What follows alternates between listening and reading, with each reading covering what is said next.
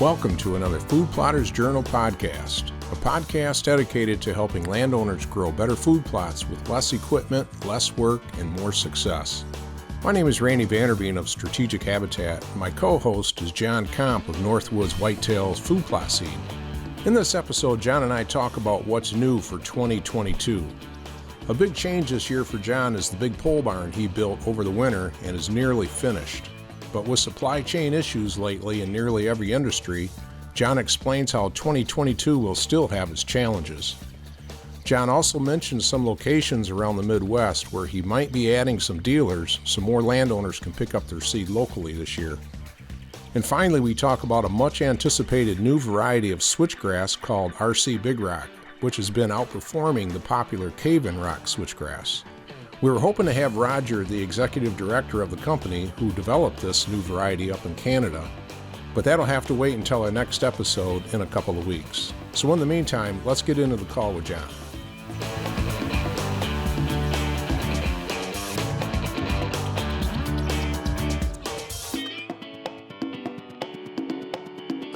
So hey John, how you doing this morning? Good, Randy. How are you doing? Really good, good. How's the winter been treating you up there in the western UP? Oh, not bad. It started off pretty rough around muzzleloader season. You know, we had an 18-inch snowstorm. Ice. It was nasty. Trees down, power lines down, and then we had a 40, 50, 60 degree day. So it was crazy. That all melted, and I think we're sitting here with about 3 inches of snow. But it's high of 20, low in the 5 degree range. So yeah, it's not bad. Yep. Not as mild as last year, but not as bad as it could be. So you still have about a dozen deer visiting your half-acre food plot out back every night? Yeah, it depends. Honestly, it's kind of interesting. You watch on the bitter cold nights, they don't even come out of the cedar swamp to the west of us. One of the neighbors has got a pretty good winter program feeding, and they don't venture out. But you get into like the 20 degree days right now, we'll see them right in the evening, just for a short period of time, and then they head right back to the cedar swamps. So yeah, we have deer in there just about every night, but on the bitter cold nights, you don't see them, which is understandable. Yeah. So what do you got left in your food plot? The same thing. They're hitting. One night. It's kind of funny. On the colder nights, you'll see them all huddle up on the brassica strip. On the warmer nights, if you can say that, when it's pushing 30, they're pawing, of all things, they're pawing at the white clover blend. And our clovers that we have selected for that particular blend, they don't turn brown. They stay green all winter, albeit they're not growing, but it's not like they're pawing at brown food. They're still green. And then they're pawing at the rye and red clover in the fall forage strip too. But it is interesting, weather dependent. One night they're all huddled in one strip, one night they're huddled in another strip, and it seems to be driven by weather temperature. That's funny. Yeah, they know what they need, don't they? Yeah, they do. And that's one of the things that I enjoy so much about having this spot right in our backyard. I don't have to go check a trail camera. I don't have to go post on it or hunt on it, so to speak. I can just look out the back window, and it gives me up to the minute data on what they're doing. And there's no egg around here. I mean, there's nothing. There was a bean field around the corner that was picked clean, and there was still deer in it, but it's amazing how on the warm nights there was nothing in that field. Not a deer to be seen on those. We had some warm days during rifle season, and there was no action, and in late season there was nothing out there. But then we started getting some cold temperature. There was a few deer out there, but they've pretty much transitioned over by us now. Yeah. So you still have brassica bulbs that they're digging out? I haven't walked out there, Andy, but I'm going to assume yes, they're pawing and eating it. Like I said, there's only maybe 5-6 inches of snow for them to get through, which is nothing. But yeah, they are pawing and eating it. If I take a walk out there, I'm sure there's going to be turn up in the bigger bulbs that are in their sweet feast mix just about everywhere. Yeah. Oh, that's really cool. So, hey, I saw that you had your first UPS pickup inside your building yesterday. Hey. Yeah, that was awesome. Long time coming. I think we started on this journey just about a year ago with trying to purchase a small parcel of land right next to our house to, getting the surveys done and getting the land cleared, the excavation done, obviously the building being done. We're still not fully complete with the building. We're just waiting on a lot of interior work and stuff. But there's been enough done to where we could move in and start doing our work here. A lot of the office work still has to be done in the old shop. But yeah, it was a pretty cool journey to see this come together. And the opportunities now that are afforded to us are pretty awesome. I mean, we've had some contacts on just some neat opportunities, life-changing opportunities. And the next year to 2, maybe 3 years are going to be, I think, unbelievable for Northwoods. And I can't wait to see what tomorrow brings. Oh yeah, no kidding. So this is going to make you so much more efficient, I would imagine. Hey, John, this building. Well, yeah, that's the biggest thing is that we were always on the road bringing product in, and now we've got access we've had semi trucks in here now, and our vendor choices are nationwide now, and the range of products that we can bring in here and equipment we can bring in here that we're looking at bringing in and selling, and it's something that we've needed to do for years. And, I think we hit a crossroads 2 years ago when we did go full time and we stopped working. I stopped working in corporate America, so to speak. And I mean, you've been to our shop, you know how small it is. Mm-hmm. And there was a point in time where either you're going to have to get big and grow this brand, these products, this company, or you're going to start, and we're kind of seeing that right now. You're going to start pissing off a lot of people because they want to buy your product, but you're always sold out, or you're always, you can't get it in time. And we're kind of coming out of the gate struggling right now just because a lot of our vendors they're being held, not so much held hostage, but they're being handicapped by shipping industry. And I'm not trying to disparage any truckers. I mean, God bless you guys. You guys are such an invaluable part of keeping this country going. But we've ordered product 2 months ago, that we're still waiting on, and I know there's we've been getting emails, and you can see it on social media. There's some frustration with our company. We're no different than anybody else. I mean, I could go sell somebody a 3-year-old seed. I'm not going to do that. We're, the next 2 or 3 weeks are going to be kind of have some patience. There's most places in this country we can't plant right now, but we're working through it. So now instead of going and picking up a pickup truck load of seed, we're bringing in a semi load of seed, and that's what this is designed for, to keep me in the shop, getting to deal more with customers, getting to do more hands-on work here. We've already planning for an expansion already, just because I know this is going to fill up quickly.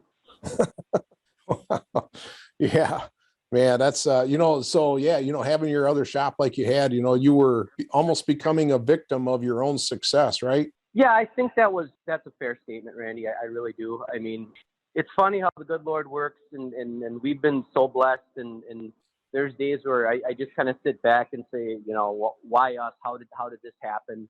There's a saying: if you surround yourself with good people, good things are gonna happen. And I think we've surrounded us, without a doubt, the greatest minds in the whitetail industry, in the habitat industry. I mean, we work with 7-8 of you guys, and there isn't a team that is a close second to the people that we work with. And I get to bounce ideas. I mean, I bounce ideas off of you and Jeff and Jake Elliott, Jake Blow. I mean, to pick up the phone and say, hey, Randy, I think this mix, what do you think?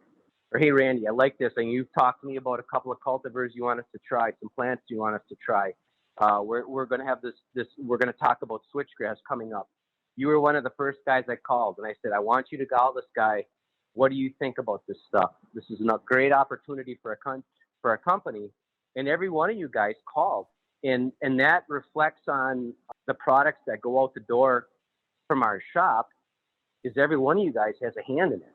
So that's a testament to the guys that are part of our team. Yeah, well, hey, good service, quality products, John. You treat your customers right, and that's pretty much the main thing. And I feel fortunate that I can recommend products and a service to my clients, and have full confidence that they're going to be happy with it. And I get so much good feedback that, I mean, it's predictable as sunrise. So, right. Well, we understand when a customer calls. I mean, we've had clients of yours from New York, some of the southern states, and it sounds like you're heading back down there soon.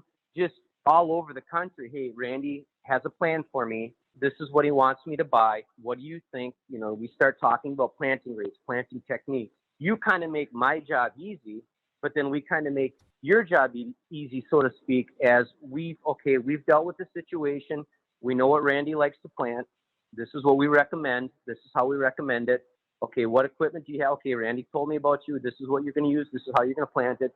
And it, kind of goes hand in hand, rather than me just saying, yep, buy this and put it in the ground. And I don't care what Randy says. You know, you were the gentleman that was out there working with the client. You know better than I do, but I kind of have an understanding of how you do things with your clients, so we are prepared to take care of those individuals.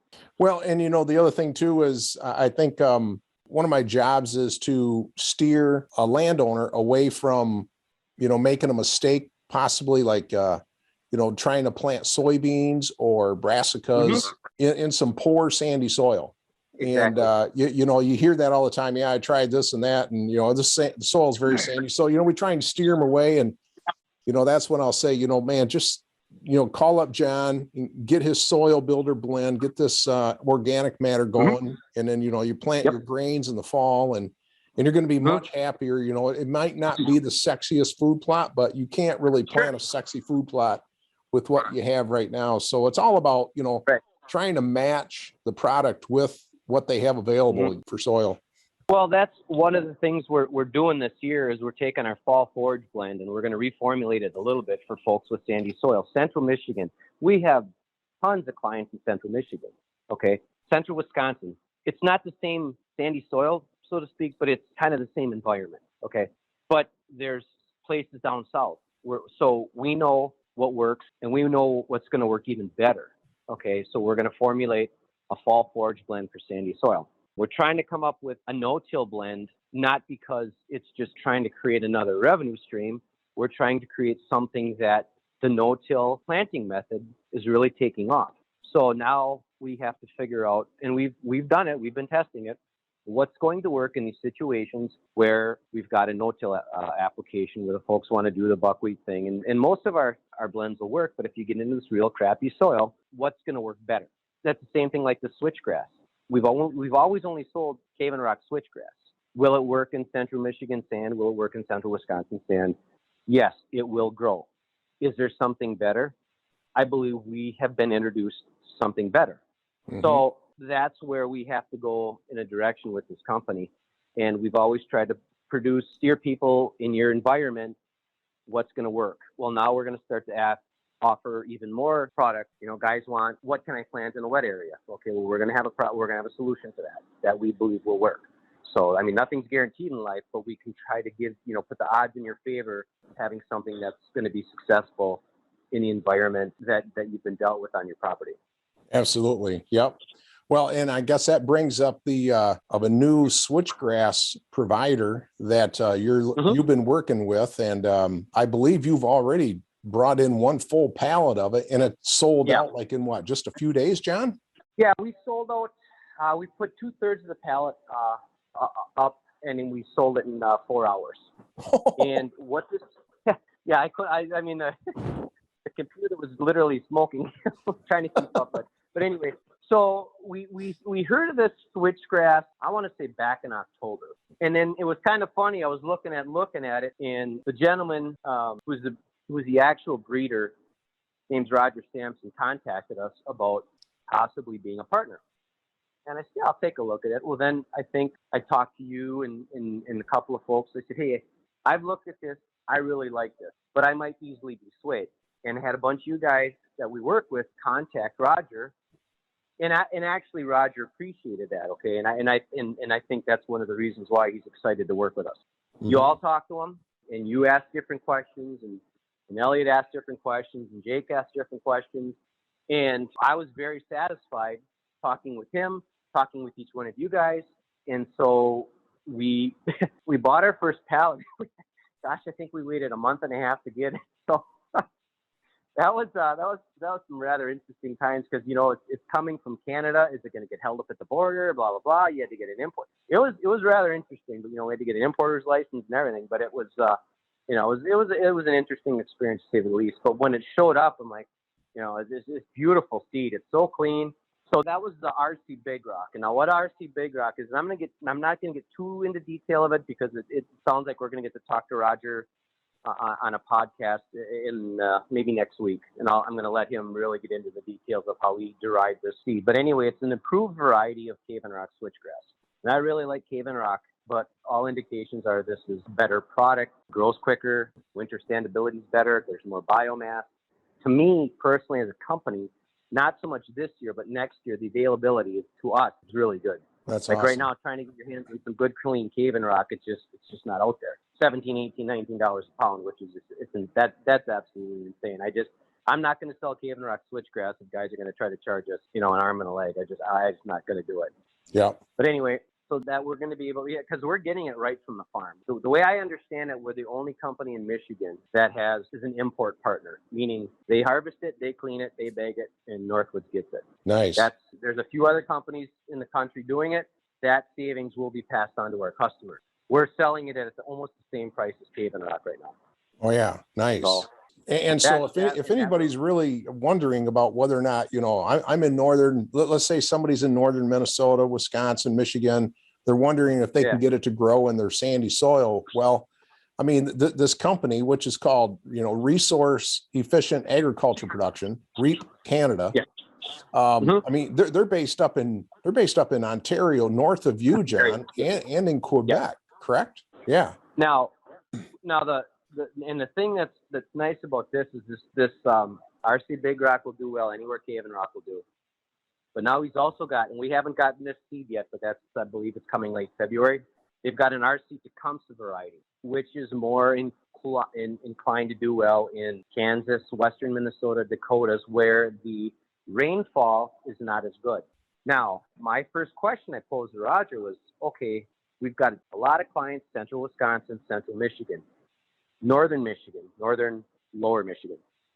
And I said, sandy soils, dry conditions, history shows that they get kind of a drought in August. How will this RC Tecumseh do? And he said that would be a variety that he would more recommend. Now, he was talking about mixing the two as well. And like I said, we're going to talk to him in the next 8 to 10 days. So that's one of the questions I want to pose to him.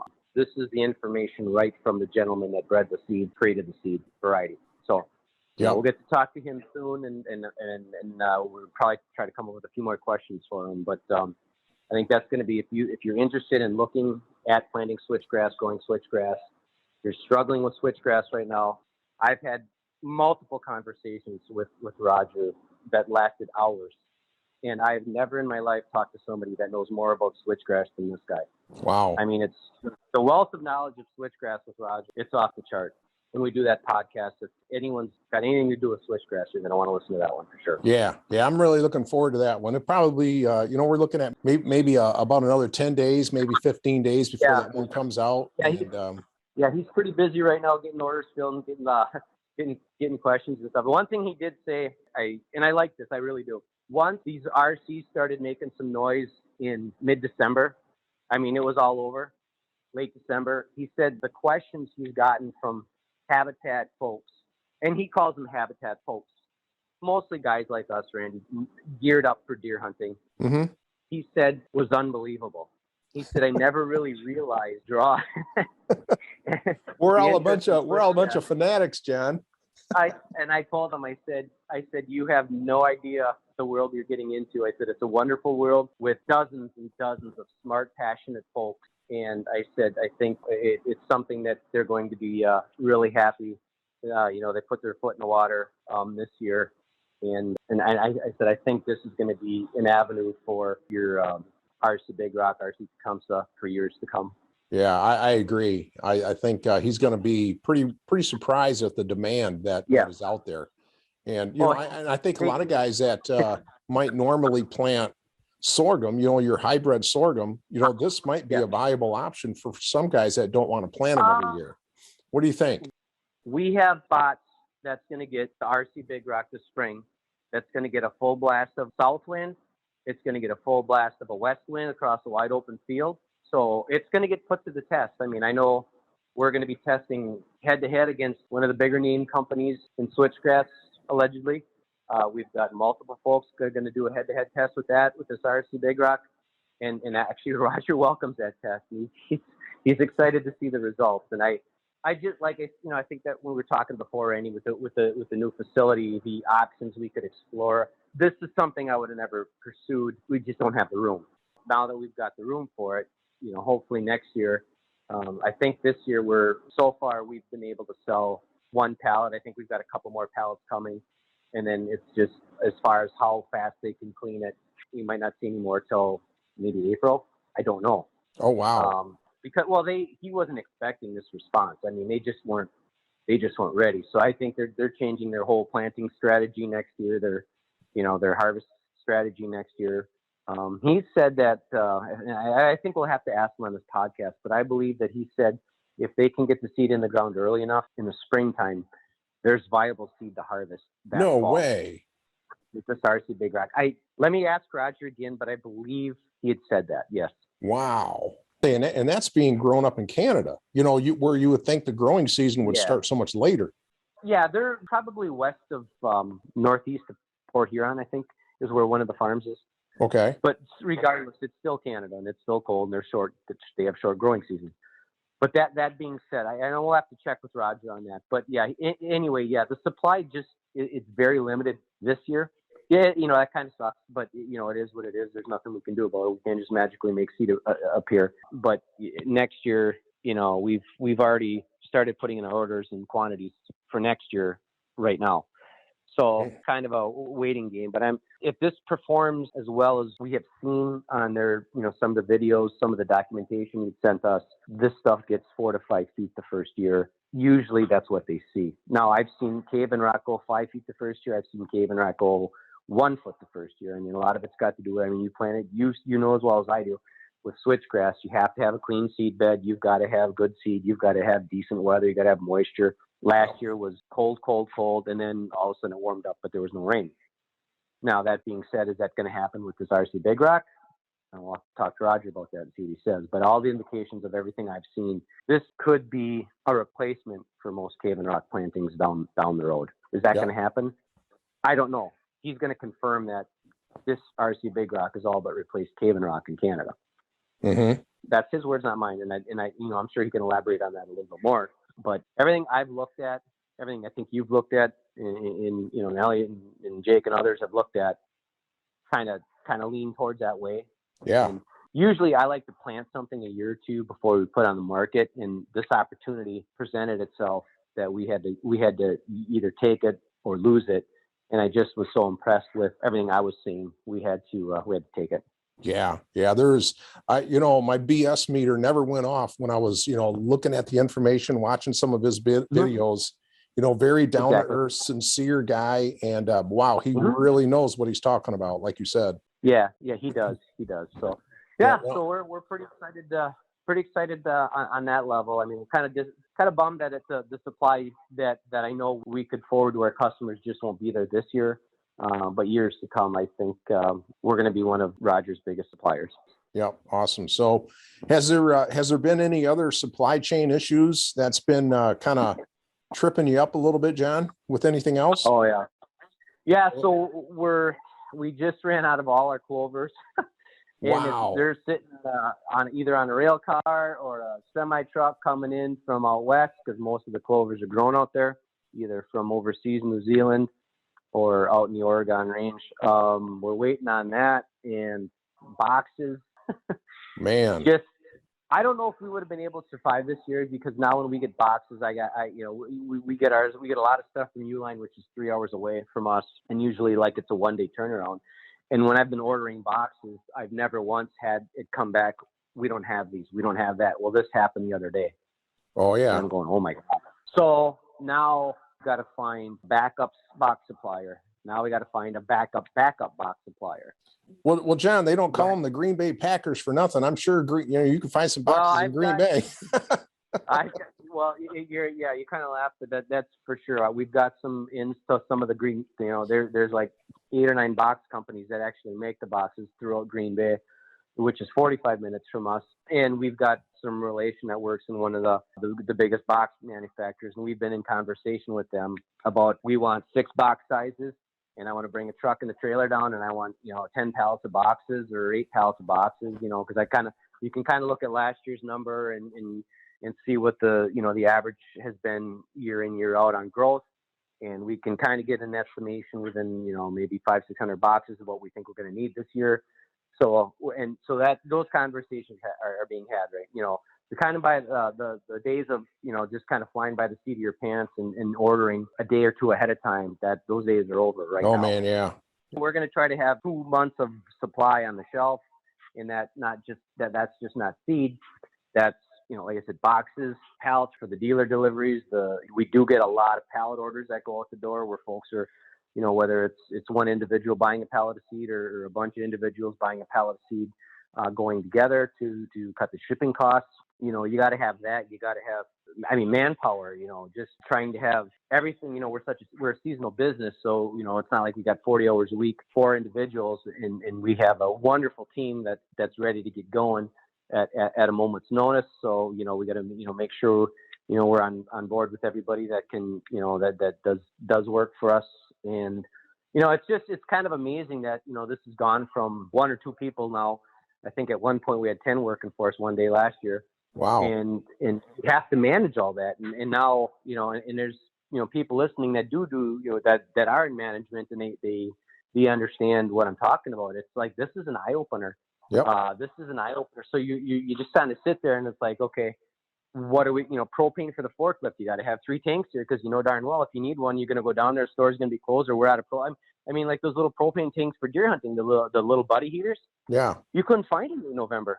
So you got to play worst case scenario for everything.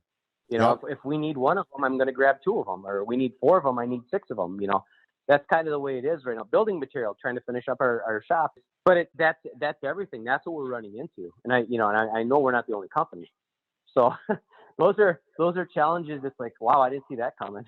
So, but right now the biggest challenge is definitely getting. I think half our products are we call it turned off, because it's not here. I don't like taking orders ahead of time. I don't like pre-ordering stuff, just because the way the world is today, Randy. It's got to be here for me to sell it. And I bet half our products are turned off right now because we're waiting for it to show up. Yeah, exactly, John. No, it's a juggling act out there, so. Yeah, for sure. John, are you adding any more dealers, say like in the Lower Peninsula or in, southern Wisconsin at all? I think, yeah, we are going to have to do that. I think we've got a couple coming in Ohio, Minnesota. There's like 4 or 5 in the Lower Peninsula that have indicated they want to do something. I think we got one now in possibly Port Huron, I think, Cadillac, Southwest Michigan. A lot of inquiry. We've probably been approached by 20, 30 individuals since probably Labor Day. And, wow. And, we're adding them. I'm not really drag my feet on that, but we're not getting on those as quick as we should. But we do have, we've had as far as Pennsylvania, New York. That's what our next area of growth is, to have more dealers. We've got a couple of bigger stores we're looking at possibly getting in with, just it's got to be the right fit. So yeah, we've got a few more coming online. So good. Yeah. Always trying to grow. Sure. Yep. You bet. All right, John. Well, hey, it was good to check in with you again and, start out the year to see what's new, what's changing, what's happening. And really looking forward to doing this podcast with Roger here in about another, week to 10 days or so. And that'll be coming out as soon as it's available. So good catching up with you again, John. Yeah, it's time to get rolling. I know you're heading down south for some client trips. Have a safe trip, and look forward to talking to you when you get back. Yeah, sounds good, John. All right, we'll be in touch. Thanks, Randy. Have a good day. You bet. We'll see you.